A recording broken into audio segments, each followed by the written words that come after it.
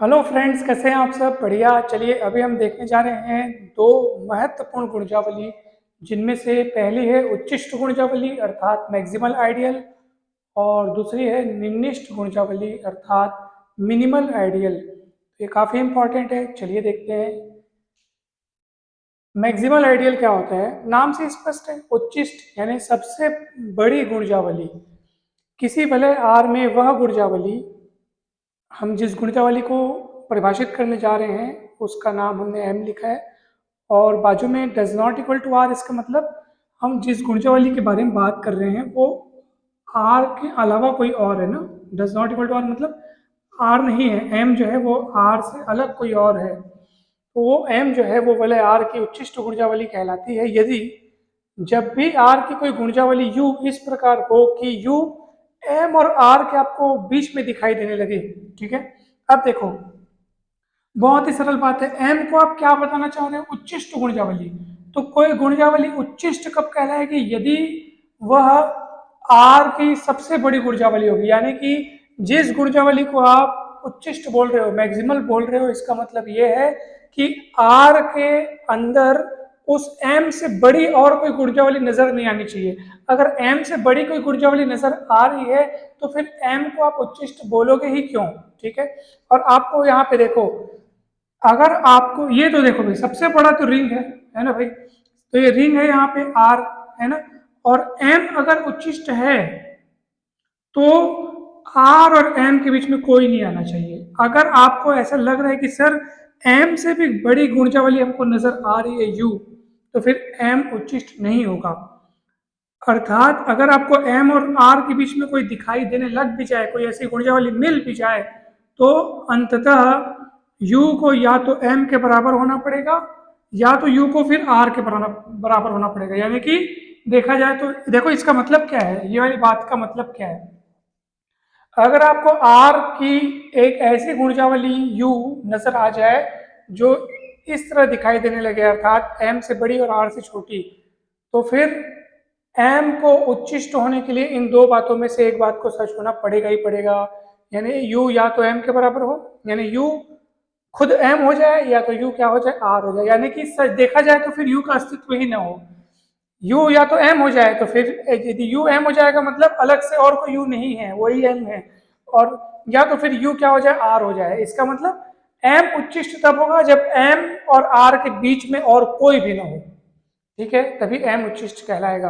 अगर कोई है तो या तो वो m है या तो r है। कुल मिला के कहा जा रहा है कि कोई गुणजावली m r की उच्चिष्ट गुणजावली कब कहलाएगी? यदि r से यदि r की ऐसी और कोई गुणजावली न हो जो m से बड़ी हो। ठीक है, यानी m ही r की सबसे बड़ी गुणजावली हो, तब m क्या कहलाएगी? उच्चिष्ट गुणजावली। जैसे हमने एक एग्जाम्पल लिखा हुआ है, यहाँ पे आप देख सकते हैं m बराबर 7n such that n belongs to z, यानी 7 से जनरेट हुई ये गुणजावली है, जो कि 7 से जनरेट है। और आपको हम बताए हैं कि भाई 7n है, n की वैल्यू z से ली जानी है, तो पूर्णांक संख्या आप रखते जाओगे, 7 का पहाड़ा चलते जाएगा, 7 14 21 28, उधर -7 -14 -21 -28 ऐसे चलते जाएगा।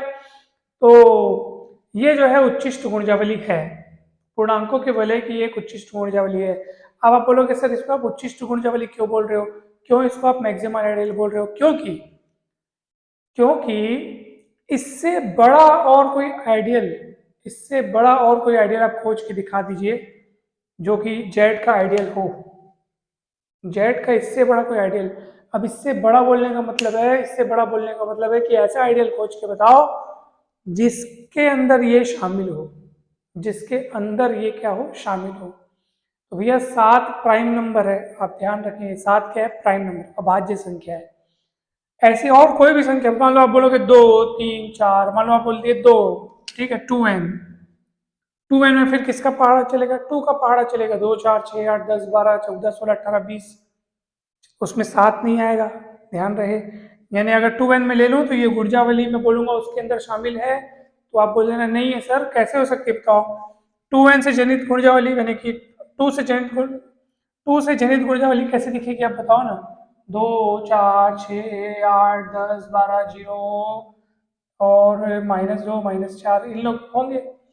तो भैया मैं बोलूँगा, मैं ऐसा बोल सकता हूँ क्या कि ये वाली गुणजावली उसके अंदर समाहित है या ये उसका सबसेट है? बोल सकते हैं कि नहीं बोल सकते?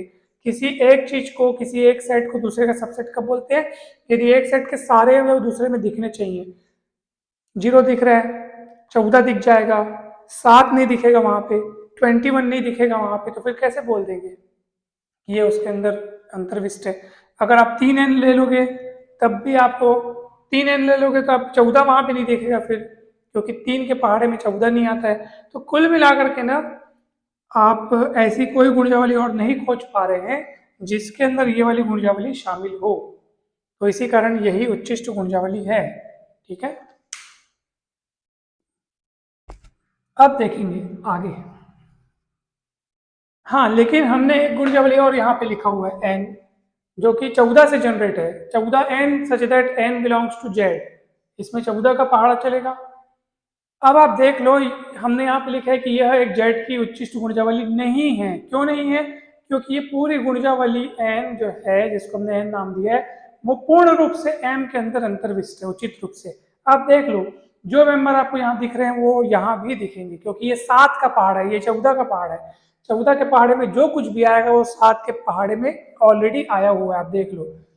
बल्कि यहाँ पे तो जैसे 21 है, 21 वहां नहीं दिखेगा, यहाँ पे 28 है, वो वहां है। यानी कि यहाँ के सारे अवयवों को ये रखता है, बल्कि ये तो एक्स्ट्रा ऐसे भी अवयवों को रखता है जिनको ये नहीं रखता है, क्योंकि इसमें 14 का पहाड़ा चलेगा, 14 का गैप चलेगा, इसमें 7 का गैप चलेगा। तो ऑब्वियस सी बात है कि ये उसके सारे एलिमेंट्स को रखेगा।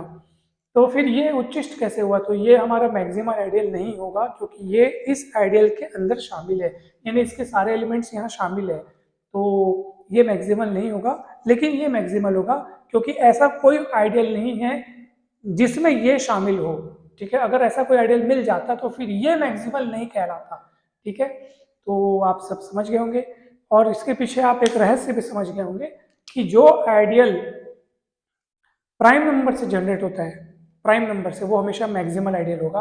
यानी कि एम जेड में लिख देता हूँ, एम जेड, या इसको अपन ऐसे भी लिख सकते हैं एम, यानी एम से जनरेट हुआ आइडियल, ये आपका मैक्सिमल तभी होगा, है ना? आइडियल ये मैक्सिमल तभी होगा यदि ये एम क्या हो, पी हो। पी कौन? Prime number.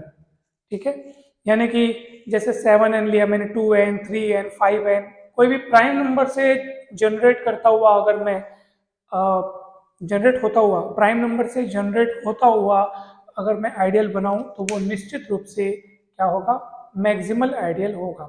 ठीक है, तो ये बात ध्यान रहे आपको।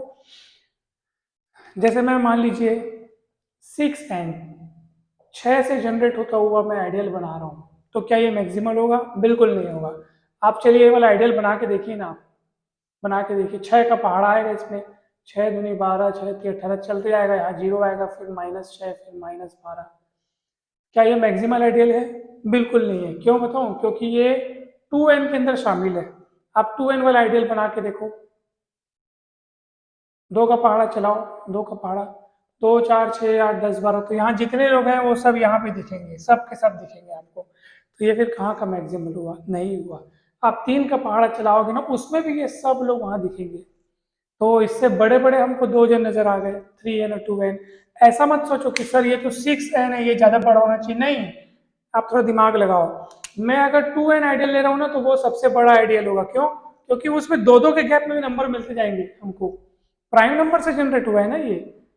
0 2 4 6 8, इधर -2 -4 तो आप खुद सोचो किसमें ज्यादा एलिमेंट्स आएंगे। इसमें 6n लिखा हूं, तो 6 को बड़ा अंक सोच के इसको बड़ा मत सोच लेना, ये बड़ा आइडियल ऐसा मत सोचना, क्योंकि इसमें तो 6 के गैप में आपको नंबर मिल रहे हैं, और 2n लिखा है मतलब 2 के गैप में नंबर मिल रहे हैं। तो ज्यादा एलिमेंट, हालांकि एलिमेंट्स की संख्या दोनों में अनंत होगी, क्योंकि एन कहाँ से लिया जा रहा है? जेड से लिया जा रहा है, और जेड एक अनंत समुच्चय है। ये तो अनंत समुच्चय है, वलय है अनंत अवयवों वाला, तो अनंत अवयवों की संख्या अनंत यहाँ पे भी होगी, यहाँ पे भी होगी, मगर इसमें 6 के गैप में नंबर्स मिल रहे हैं, और इसमें 2 के गैप में नंबर मिल रहे हैं। इसका मतलब जो एलिमेंट्स यहाँ है वो डेफिनेटली आपको यहाँ पे मिलेंगे मिलेंगे, लेकिन जो यहाँ है उनमें से बहुत सारे लोग यहाँ नहीं मिलेंगे। 4 नहीं मिलेगा आपको, 10 नहीं मिलेगा आपको। तो कौन उच्चिष्ट हुआ? बताओ ना भाई। तो वो उच्चिष्ट होगा क्या? नहीं, क्योंकि वो पूर्ण रूप से इसमें अंतर्विष्ट है, ये उच्चिष्ट होगा। 3n उच्चिष्ट होगा। 3n उच्चिष्ट क्यों होगा? क्योंकि इसमें 3 का पहाड़ा चलेगा और ऐसा कोई गुणजावली नहीं, कोई गुणजावली नहीं है जिसके अंदर ये 3n वाला जो गुणजावली वो अंतर्विष्ट हो।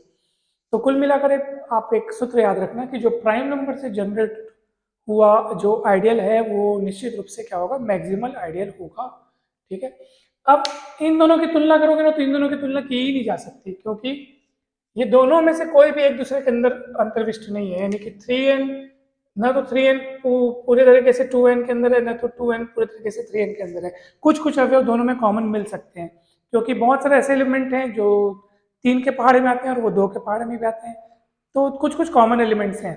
लेकिन दोनों में ऐसे एलिमेंट्स हैं जो किसी दूसरे, मतलब 3n में बहुत सारे एलिमेंट हैं ऐसे जो 2n में नहीं है, 2n में बहुत सारे ऐसे एलिमेंट्स हैं जो 3n में नहीं है। तो ये दोनों अपने अपने स्तर पे उच्चिष्ट हैं। ठीक है, अपने अपने स्तर पे, लेकिन एक दूसरे की तुलना हम नहीं कर सकते। इन दोनों में से कौन बड़ा है कौन छोटा है ये आप नहीं बता सकते।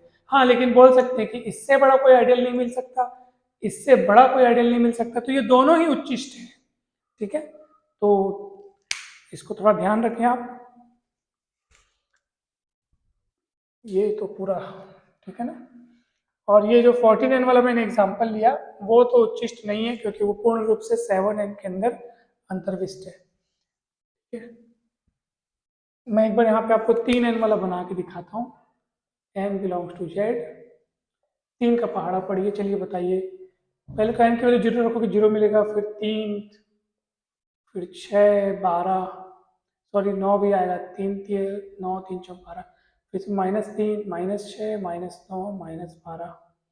आप देख लो। और वैसे 2n पढ़ूंगा मैं, 2n लिखूंगा तो क्या होगा?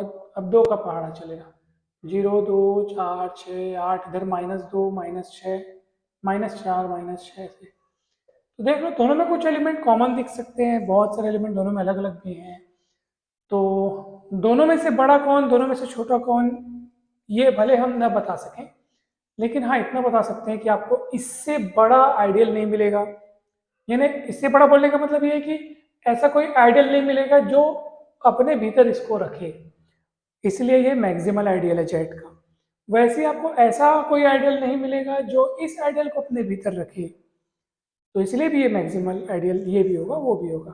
ठीक है, तो इसका मतलब ये नहीं कि मैक्सिमल केवल इकलौता ही आइडियल हो सकता है, ये अपने स्तर पे मैक्सिमल है, अपने स्तर पे मैक्सिमल है, क्योंकि ना तो इसको रखने वाला कोई दूसरा आइडियल मिल रहा है, ना तो इसको रखने वाला कोई दूसरा आइडियल मिल रहा है। ठीक है, तो ये आप ध्यान रखें। और वैसे ही निम्निष्ठ गुणजावली में आप देख लो कि आप किसी गुणजावली यू को निम्निष्ठ कब बोल रहे हो, बताओ निम्निष्ठ कब बोलोगे? यदि निम्निष्ठ, अच्छा जिसको निम्निष्ठ बोलने जा रहे हैं वो जीरो नहीं होना चाहिए ना, नहीं तो निम्निष्ठ मतलब कम से कम वाले में बोलोगे सर जीरो को बोल देते हैं, केवल इकलौता एक एलिमेंट जीरो रखने वाला कोई समुच्चय है तो उससे और छोटा नहीं हो सकता, तो उसी को निम्निष्ठ बोल दो। ऐसा नहीं है, ठीक है। निम्निष्ठ गुणजावली जीरो से हट के कोई और होती है, और उसको निम्निष्ठ कब बोलोगे? जब सिंगलटन सेट जीरो और उस u के बीच में और कोई ना आने पाए। अगर भाई देखो u और जीरो के बीच में अगर कोई और नहीं आ पाएगा तब u को आप निम्निष्ठ बोलोगे, और अगर u और जीरो के बीच में कोई और आ गया तो फिर वो कहाँ का निम्निष्ठ हो? फिर तो v निम्निष्ठ कहा जाएगा ना। इसलिए हमने लिखा है कि u जो है वो r की निम्निष्ठ गुणजावली कहलाती है यदि r में कोई गुणजावली v इस प्रकार न हो कि वो जीरो से बड़ी हो और u से छोटी हो। ऐसे नहीं होनी चाहिए, v मिलना ही नहीं चाहिए। मतलब u से छोटा सीधा कौन होना चाहिए? जीरो, सिंगलटन सेट जीरो होना चाहिए, तब u को आप निम्निष्ठ बोलोगे। ठीक है, u और जीरो के बीच में अगर कोई दिख रहा है तो फिर u निम्निष्ठ नहीं कहलाएगा। यानी कि सेम था, सेम टाइप का डेफिनेशन है, बस इसमें हम u को m और r के बीच में रख के बोलते थे कि भाई m उच्चिष्ट कहलाएगा यदि u तो या तो m हो जाए या तो u r हो जाए। मतलब इसमें हम ऊपर की ओर देखते थे, r को देखते थे, और यहाँ पे किसको देख रहे हैं? जीरो को देख रहे हैं, क्योंकि हम अभी निम्निष्ठ गुणजावली को परिभाषित कर रहे हैं। ठीक है, अब देखिए जैसे मान लीजिए मैं आपको मस्त वाली चीज बता रहा हूँ, जैसे मान लो मैंने n कोई मेंबर लिया z से। ठीक है, अब ये n के द्वारा जनित कोई गुणजावली है, n की जगह आप कुछ भी सोच सकते हो, जैसे मान लो 2 सोच लिए। ठीक है, अब ये n में मैं 2 का गुणा कर लिया। ठीक है, तो अब 2 का गुणा करूंगा तो ऑब्वियस सी बात है कि जैसे n का मान यहाँ 2 चुनूंगा तो ये 2 दूनी 4 हो जाएगा। तो यहाँ पे 2 का पहाड़ा चलेगा, 0 2 4 6, इधर इधर 4 का पहाड़ा चलेगा, है ना भाई। ये n का मान 2 चुनूंगा तो 4 का पहाड़ा चलेगा। तो मैं आपको बता रहा था कि अगर मैं निम्निष्ठ गुणजावली की बात करूं तो क्या आप इसको निम्निष्ठ बोल दोगे क्या? 2n को क्या निम्निष्ठ बोल दोगे? नहीं, क्यों नहीं बोल सकते? अगर आप n लिए हो, 2n लिए हो, 4n ले लो। 4n मतलब अगर n का मान मैं 2 चुना हो तो 4 दूनी 8 हो जाएगा, ये तो ये 8 8 का पहाड़ा चलेगा। ये तो इससे भी छोटा हो गया ना। 2n भाई देखो, पहले मैं n लिया, फिर 2n लिया, फिर 4n लिया। अब n की जगह मैं 2 सोचता हूँ, तो n की जगह 2 सोचोगे तो ये 2 हो जाएगा। यानी कि ये किससे जनरेट होगा? एक मिनट है ना।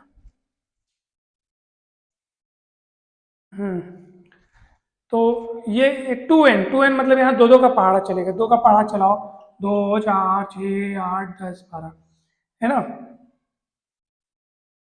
सॉरी, n की वैल्यू अगर मैं 2 ले रहा हूँ, n की वैल्यू अगर 2 ले रहा हूँ, यहाँ पे बताता हूँ अच्छे से, है ना।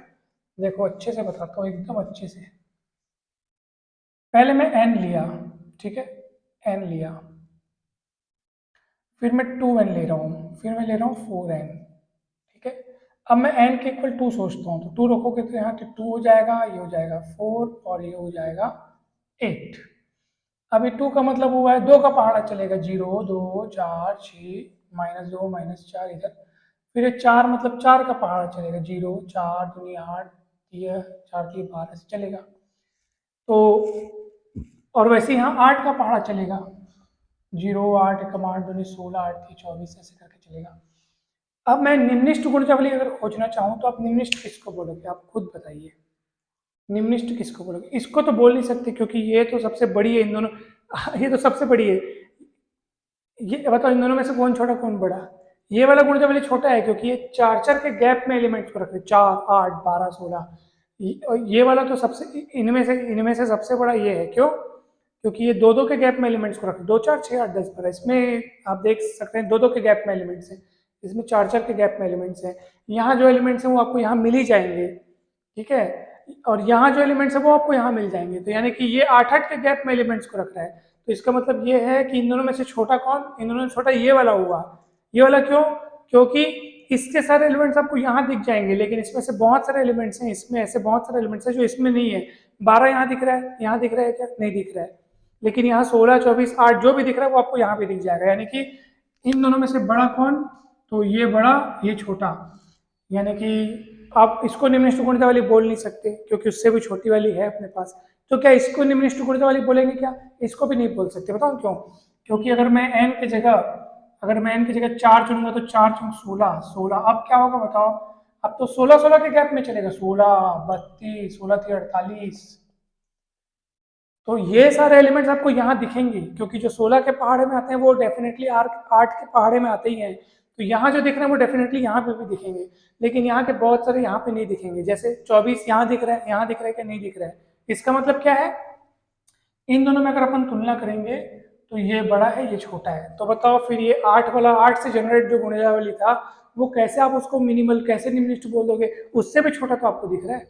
अब इसको भी निम्निष्ठ नहीं बोल सकते। यहाँ पे अगर मैं 32 से जनरेट करता हुआ बनाऊंगा तो वो उससे छोटा हो जाएगा। तो कुल मिला के फिर बात क्या है? तो कुल मिला के हम रिजल्ट ये बोलना चाहते हैं कि जेड की कोई भी निम्निष्ठ गुणजावली नहीं होती है। जेड का कोई भी मिनिमल आइडियल अस्तित्व में नहीं है। ये बात हम आपको बताना चाह रहे थे, ठीक है। तो इस वीडियो में हमने मैक्सिमल और मिनिमल आइडियल को देखा और आप देख सक रहे हैं ना ये छोटा है। इनमें से सबसे छोटा ये है, उससे बड़ा ये, उससे बड़ा ये, उससे बड़ा ये, इनमें से सबसे छोटा ये। लेकिन इसको मिनिमल नहीं बोल सकते। सबसे छोटा क्यों बोल रहे हैं? क्योंकि ये जो एलिमेंट्स यहाँ आपको दिख रहे हैं वो इसमें भी दिख रहे हैं, लेकिन इसमें ऐसे भी एलिमेंट्स हैं जो यहाँ नहीं है। तो आपको पता है कि एक सेट को दूसरे सेट से छोटा कब बोलते हैं? सबसेट कब बोलते हैं?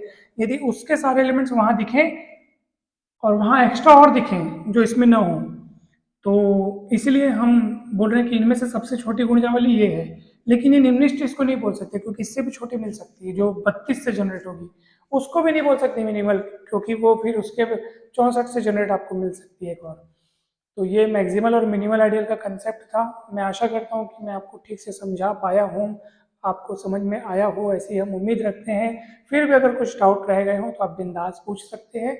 हम अगले वीडियो में और अच्छे से, ज़्यादा अच्छे से बताने का प्रयास करेंगे।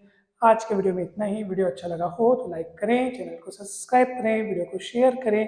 आप सभी का बहुत बहुत धन्यवाद।